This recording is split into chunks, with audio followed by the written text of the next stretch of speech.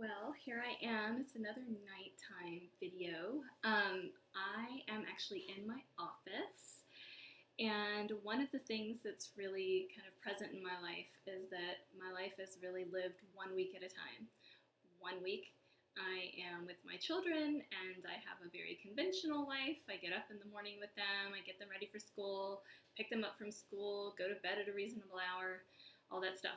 And during the 7 days that they're with their father, those are the days that I work crazy hours. I sometimes work late. Those are also the days where I spend time with friends and do things that I don't necessarily do when I have the opportunity to be with my children. And so that's why I'm here in this office kind of late at night. But I have an office that feels very like a little home for me. I love it here. It's comfortable, it's safe, and I don't mind being here even at night. Um, so, so that's all to kind of introduce why I'm here in this space, and it's clearly nighttime. You can probably see from looking at me, my eyes are a little tired. It's been a long day. I still have a couple more hours of work to do, and then I'm going to go home and be good to myself. But what's been on my mind, not just today really, but the last few days, is that I've just had this kind of a number of people in my life, mostly friends, not necessarily clients or things like that, but mostly in my friendship world. I've had a number of people come across that I've come across and talked with these last few days who are going through kind of intense relationship loss. Either at the beginning of a separation or a divorce, or a major relationship loss, or ending, breakup, and a couple other people who are also going through kind of developmental things like their parents getting, very sick, life-threatening illnesses, major changes like that. This is all kind of part and parcel of what I guess they call middle age now, which I know I'm smack dab in the middle of. Relationships start to change. People get to an age where they decide something's really not working for them anymore. There are a lot of reasons why around this kind of time frame a lot of these changes are happening. In any case, it's kind of just weighing heavy on my heart, really, and in my thoughts, because I've been there. As I've talked about a lot in these videos, I've been there. My separation and divorce was emotionally grueling. It was a huge loss that I had to grieve, and one of the things that really helped me early on in my process was actually talking with people who were later in that process. Because at that time, early in the process, I honestly just had no sense of hope. I had a hard time really with that, and I think that it did help me to sit with people who had survived it. Rationally, of course, I knew I was going to survive it, but I didn't know how I was really going to get through my own grief process, and all the the changing emotions that come with that. And so it's interesting to me just that I'm finding myself right now in that role for other people in my personal life. And it's something that is painful because I empathize with these folks. And of course, I relate very personally to where they are in their process. And, my role as a friend is just to be there, to hear them and to listen and, just offer whatever shred of hope I can offer by sitting there and being their friend or their colleague or whatever it may be. And so that's what's kind of on my mind. And it, again, it makes me think back to the things that I experienced. And it's interesting to me that I'm sitting in my office right now doing this because really behind me is this little card, which I hopefully won't set on fire with my candle there, which is this card. And probably about 2/3 of the way into my separation and divorce, when I was still struggling with pain and grief and all that goes with that, I went to this mind-body skills medicine training, which is what I use obviously in my practice, and those trainings are really special and meaningful, and there's a lot of shared stuff that happens that's not just academic or what have you. anyway, they were kind of, somebody was giving out these cards at this thing, and this one just kind of randomly was handed to me, and maybe it was earlier than 2/3 into my process. Anyway, this spoke to me because, and I did a lot, like for months, I did a lot of kind of meditation and journaling around this concept right here, and because I felt, this was definitely earlier in my process, now that I'm thinking about it, I felt like everything that I had kind of built was feeling like it was crumbling. It was destroyed in my mind and my heart. And I didn't have the vision for what it was going to look like. What was my life going to look like? What were all these things that were so meaningful to me in my life going to look like? And rationally, I knew like this meant something to me, because I knew rationally that I was going to have to create something in the wake of all of that. I just didn't know how to do it, and I just had to kind of move forward one step at a time. But this I meditated on a lot. And so, you know, in order to create something new, something else has to be destroyed. That's kind of a heavy concept. And I also, through this kind of reading about this concept, was really kind of reintroduced to, and I'm no expert on this, let me tell you, and I'm not culturally appropriating, but I was introduced to, you know, some of the writings on the Hindu god Shiva, who, among other things, is known as the god of dance and a lot of really special things. But Shiva's really known for destroying things and then being kind of a catalyst for creation. So I kind of latched on to Shiva for a while, and I have a Shiva in my home that's really special to me.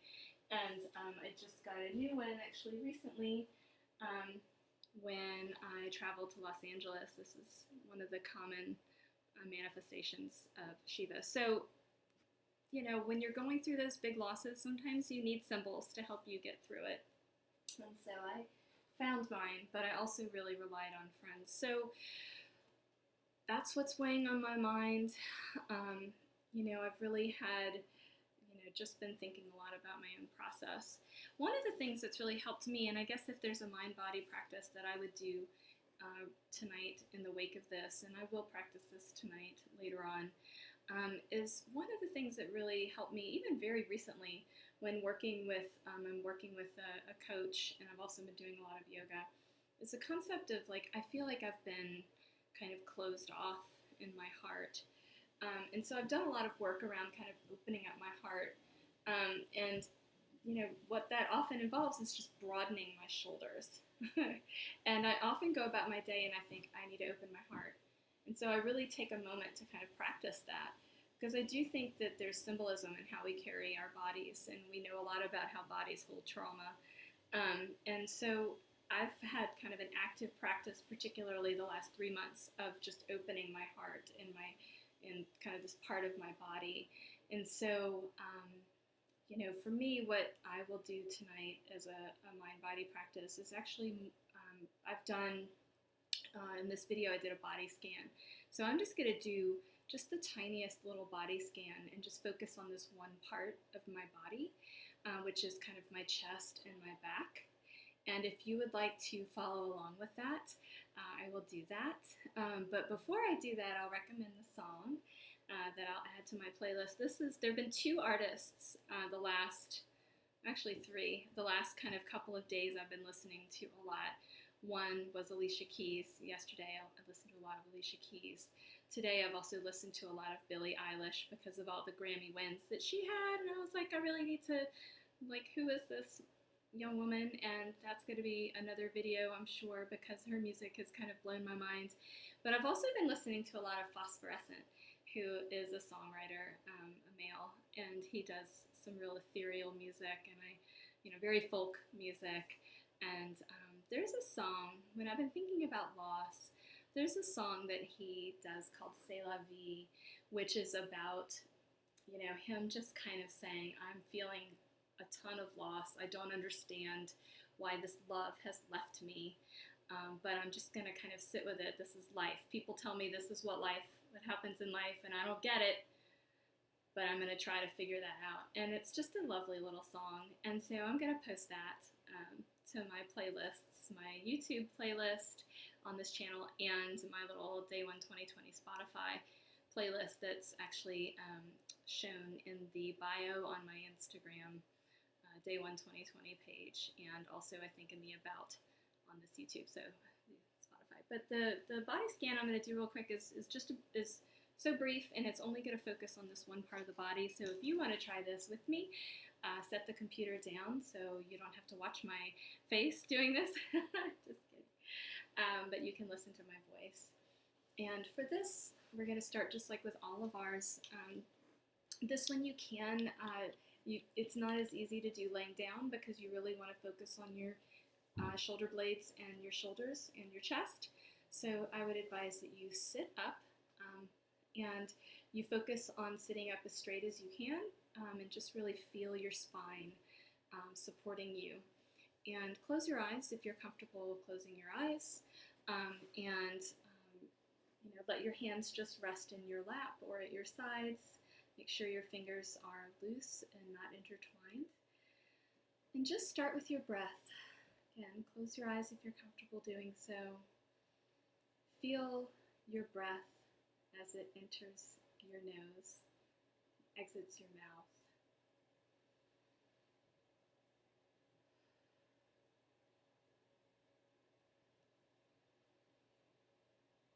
And do your very best, as always, to use the full capacity of your lungs as you work on this one little moment that you're going to give yourself to just release some tension. We're going to focus on your upper body.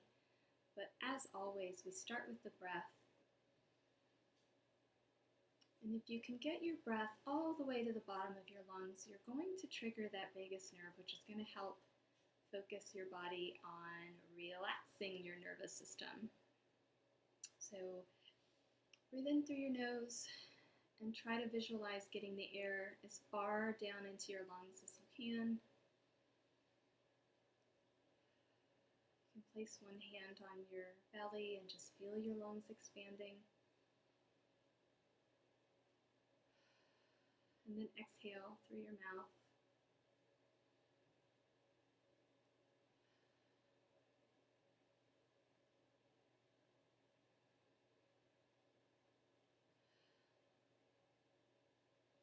If you'd like to take a moment before we focus on our chest to just, as you breathe, just scan your body really briefly for tension that might be lingering there, your forehead, your jaw, your tongue, your palate. See if you can let those loosen up a little bit. Relax your face, your neck, your shoulders. You may want to just move your head from side to side very gently just to feel what tension might be there.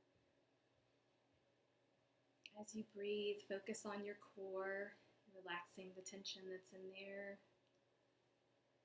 Your legs, relax your thighs, your calves, maybe even your ankles. Just see if you can melt a little bit into your chair as you do this exercise. As I mentioned, we're going to focus on our chest and our upper back. We're going to start just by feeling for whatever tension might be in your chest. And by that I mean the part of your body that is really between your neck and your rib cage. A lot of us carry tension there. And as I mentioned earlier, a lot of us, including myself sometimes, tend to kind of slump our shoulders forward in response to some of that tension. So what we want to do as we breathe is just work on opening that part of your body right now. Feel for tension. And just take your shoulders and push them back just the tiniest bit. You can use your hands to just kind of guide them back if you need that little extra support. And just feel your chest opening physically with this movement. And as you breathe, you can just put your hands gently on your shoulders just to give your body the permission to to just stay there. And just ever so gently push your shoulders back so that you can feel your chest opening up.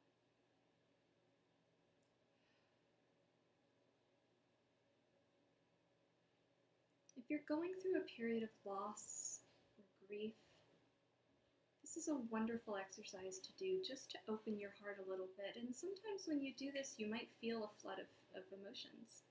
You might feel tears start to come, and that's okay.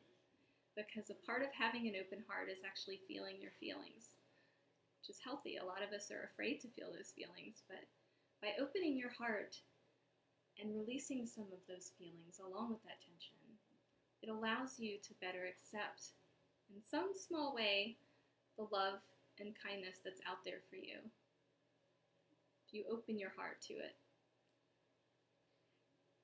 So this exercise helps us physically release the tension that's in our chest and open our little heart space just a tiny bit physically, as well as perhaps a little bit mentally and emotionally. The other part of this little, kind of tension release and heart opening is to just focus on your upper back.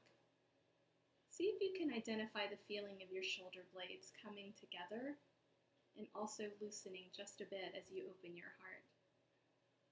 As you open the space, see if you can feel your shoulder blades and just let them both come together and also feel just a little bit loose,